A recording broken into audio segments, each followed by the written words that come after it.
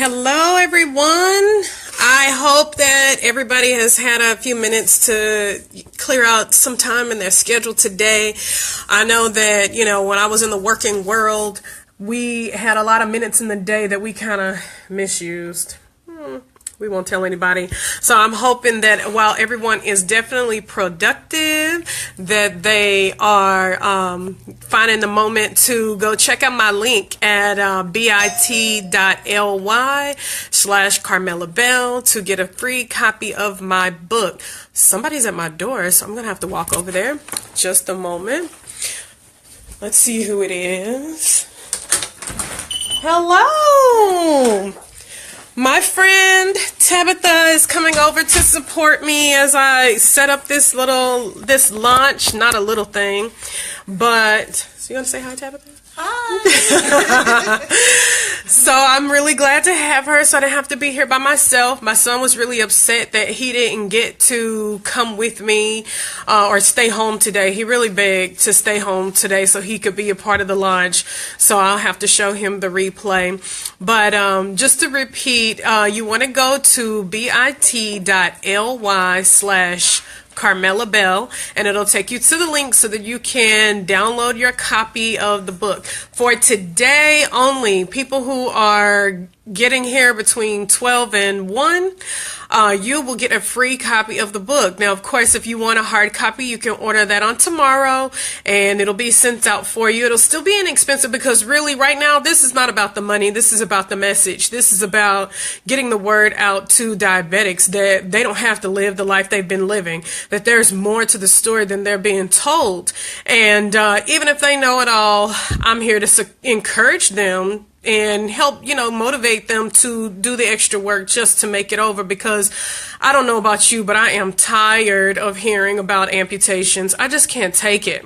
So I just decided to be a part of the solution and no longer sit around talking about the problem. So I see Latanya is here. Hi, thank you so much for coming over. I really appreciate you being here. I do want to say hello to all my friends who have supported me through this process. It was about, end of February? So it's about this time last year that I decided, maybe I need to get serious and write a book. What is it going to be about? I didn't really know what I wanted to say, but after having a chance to work with some people, it all started coming together. I'll just kind of back up a little bit and tell you a little bit about my story. So I have a husband. We've been married 12 years. We have 2 beautiful kids, and we've been living really a normal life. Every year you take your kids for their well checkup and everything's fine. They're growing, getting smarter, taller, handsome, cuter, until he turned 6. He turned 6 and different little things just started to show up. Little things started to happen. And so we started kind of, Googling things just to see, kind of what is this about? Do we feel like this is important? Is he regressing because it's kindergarten and they say that these things can happen? But long story short, school started in August. He was starting to be really lethargic, very tired. His appetite had increased. His thirst was increasing. When you look at all the symptoms of diabetes, they always tell you, excessive thirst. But his was not necessarily excessive. His was definitely just increased over time. And the one thing that made the difference for us is we were looking at things happening here at home, and we were asking the teacher if she recognized anything on her end. And she kept telling us, no, he's doing everything everybody else is doing. There's nothing usual. There's nothing strange. And so we just didn't, in our minds, we were like, well, if something is wrong, then it should be wrong home and at school. And so, sorry, I'm trying to see how to silence this phone because I don't know if everybody can hear all these chimes that are going on. Sorry about that. I'll figure that out in a moment. But hopefully it's not too annoying. But basically, because she said that it wasn't happening at school, we felt like, well, maybe it's not as serious as we think if it's only happening at home, because if this was diabetes, it should be happening all day long. And so he went from pretty much August to September in a slow decline. It didn't look major. But on November 18th, he had gone to a party, came home. That morning he woke up and all of the symptoms hit us all at once. Ran to the emergency room only to find out several hours later, type 1 diabetes.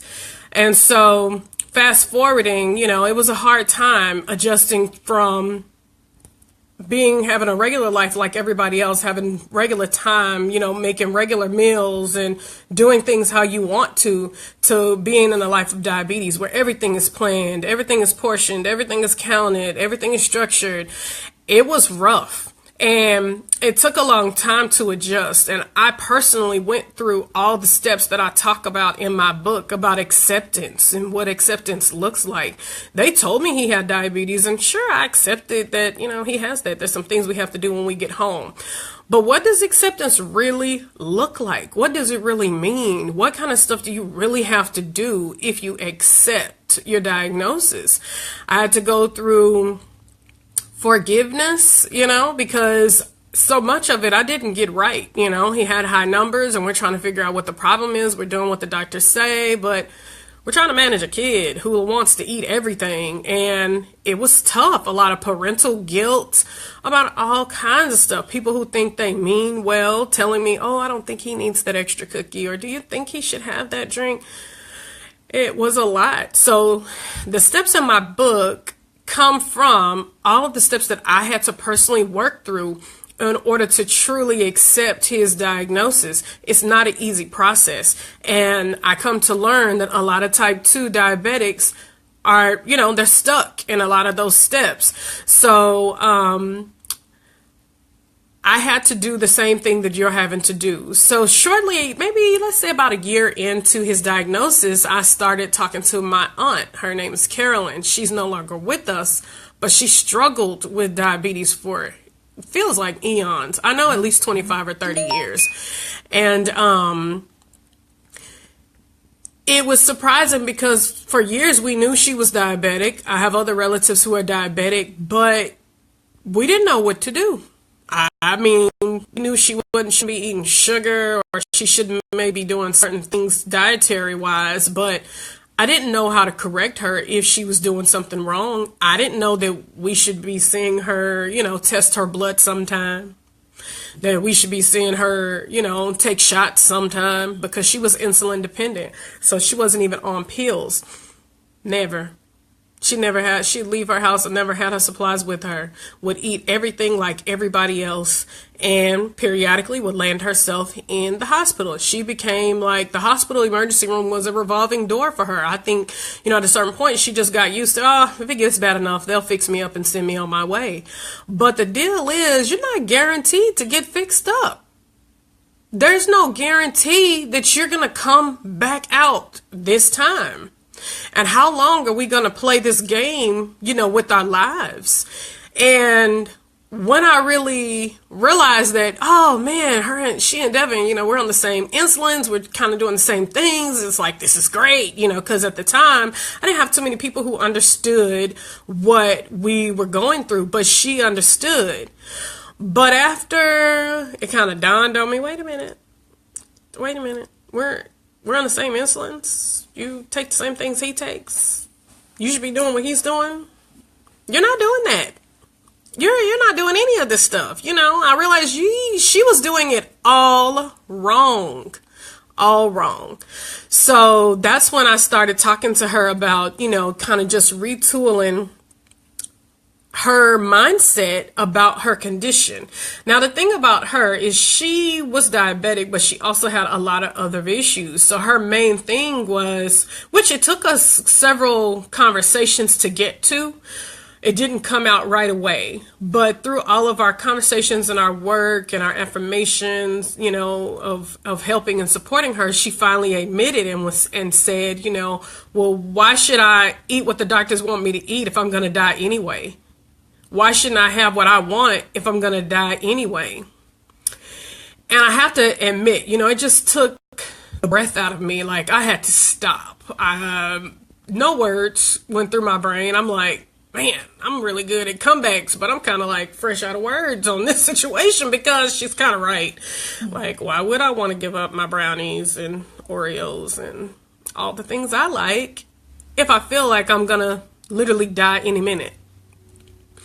And so after a while, I kind of just looked at her. I was just talking to her and I said, well, I thought about it, and you should do it because we don't know when your last day is on this planet. And I know I want you to be here every day that you're supposed to be here. Still makes me emotional. And I know her grandkids want her to be there too. So it was important that she needed to fight. She needed to try to do better. Because just because she had diabetes didn't mean she was going to die from it. She could have died from something else, which is what happened. But she didn't die from mismanagement of her diabetes. And that, I felt like, was a super great thing. So it validated all the work that we were doing together. And it was the first time that I even thought about, whoa, maybe I really can help somebody. Maybe, other people need this support like she does. And so I hadn't, at that point is when I really kind of start to take this seriously, because honestly, even at that point, I wasn't trying to save the world. All the world's diabetics, that was not my agenda. I just wanted to save my aunt. I just wanted her to turn things around and to do better and just to be here as long as she could be here. And so at that point is when things really started getting good. She has setbacks, but we dealt with that. There was no judgment. There was no, beating her over the head. It was just truth about, okay, so you wanted this today. How can we add it in? How can we make it work? Or with your numbers today, maybe today isn't the best day for this. Maybe we should do this tomorrow or in a couple of days. We just strategize the carbs instead of necessarily eliminating them. We didn't even change her diet, in the beginning. We just started where she was and made very, very small changes. And she literally made huge changes after that, huge results. So my deal about this book, I just want y'all to live. I just want you to live. I want you to do well and to fight for your life. Stop listening to these people who don't really want to help you. You have to stop sitting on the sidelines and accepting this mediocre treatment. You've got to make people work for their pay, these doctors and nutritionists. Stop going into these offices and letting them give you a sheet of paper and send you on your way. You make them talk to you about what you eat and how you can best turn things around. And if I do nothing else, I just want to, let diabetics know that this is an emotional process and you're allowed to feel how you feel about your diagnosis. You need to feel it and you need to work through it so that you can start making the choices that you need to make in order to live. If you stay in anger and frustration because of diabetes, you're not going to have the energy to push through and make the hard choices about your meal plan or staying up late and checking your blood sugar. You have to start now. So for people who, need a new perspective, who, know you might be stuck in maybe even grief that your life has changed. Grief is a big part of this diabetes thing, and so many people don't work through that phase. But sometimes you deserve to just feel how you feel about being diagnosed. It's your life, and it's okay if you want to be angry, cuss, fuss, or cry. But you need to do whatever it is you need to do to get in touch with those feelings so that you can move through it. And then I want you to be honest. You need to be honest about the things that are working and the things that are not working. We can sit here and tell ourselves that, Our little Dr. Pepper at lunch and dinner was okay, but your numbers are elevated. It's not okay. It doesn't mean you might not ever have one, even though sodas are the worst ever.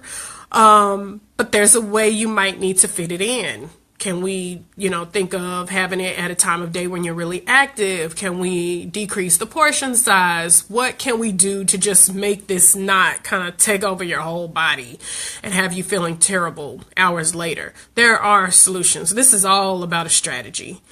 But you got to get real. We cannot keep lying. We cannot keep going to the doctor and acting like I've been eating well when your levels will not lie. They're going to tell on you. So you may as well just tell the truth and say, hey, you know what?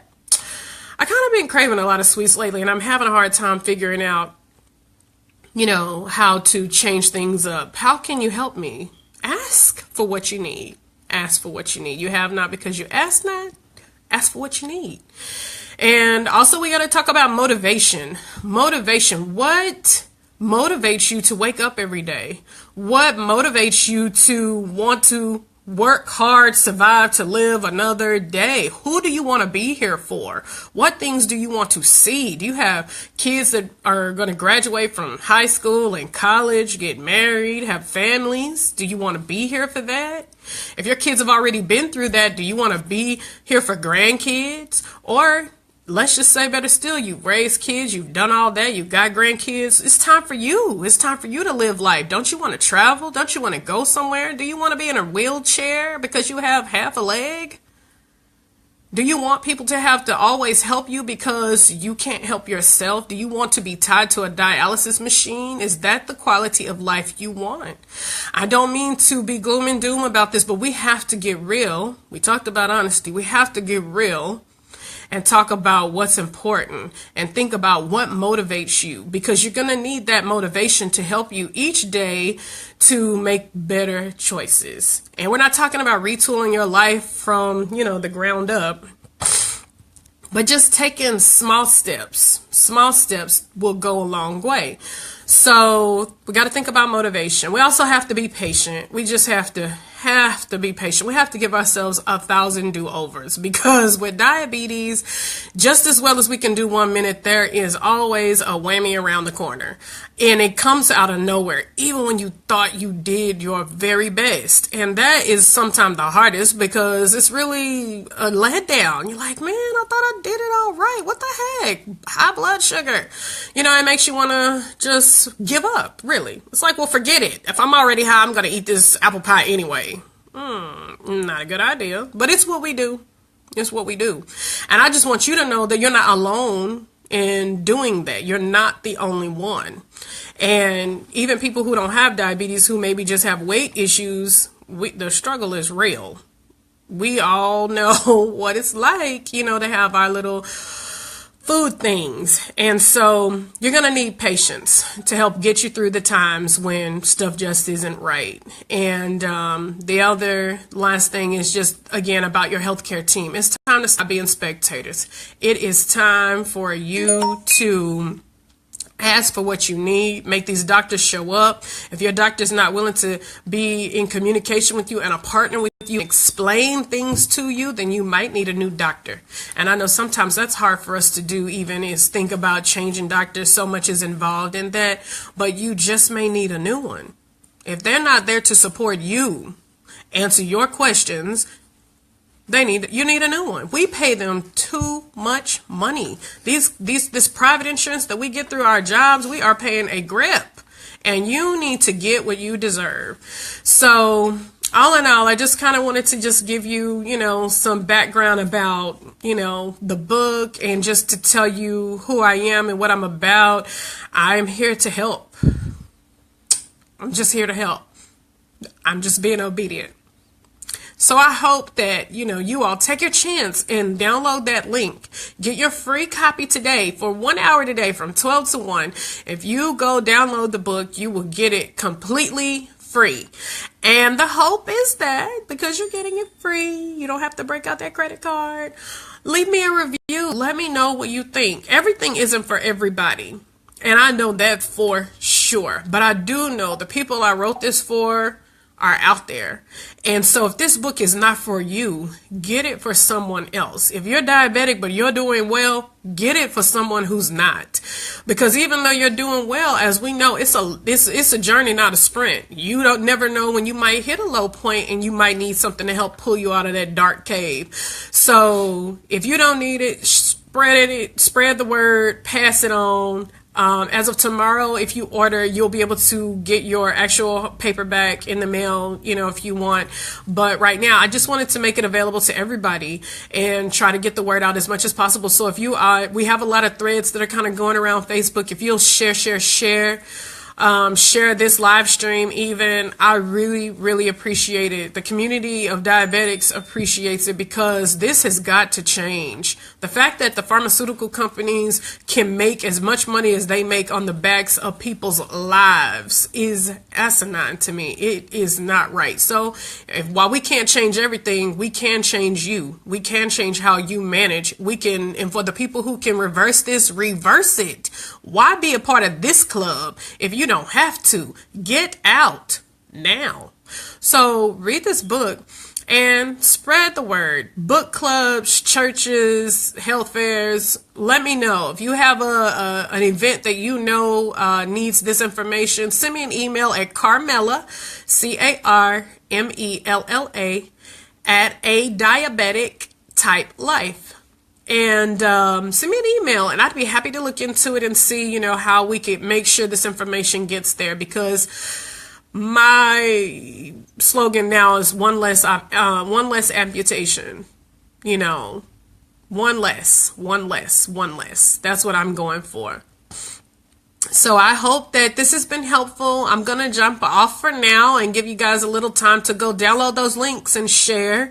But I'll be back before 1 o'clock to just see where we are and visit with anybody else who might have a chance to come in at that time. So again, thank you to all my wonderful friends and family who supported me. I love you guys. You're part of this mission too. And y'all enjoy your day. I'll be back. Bye.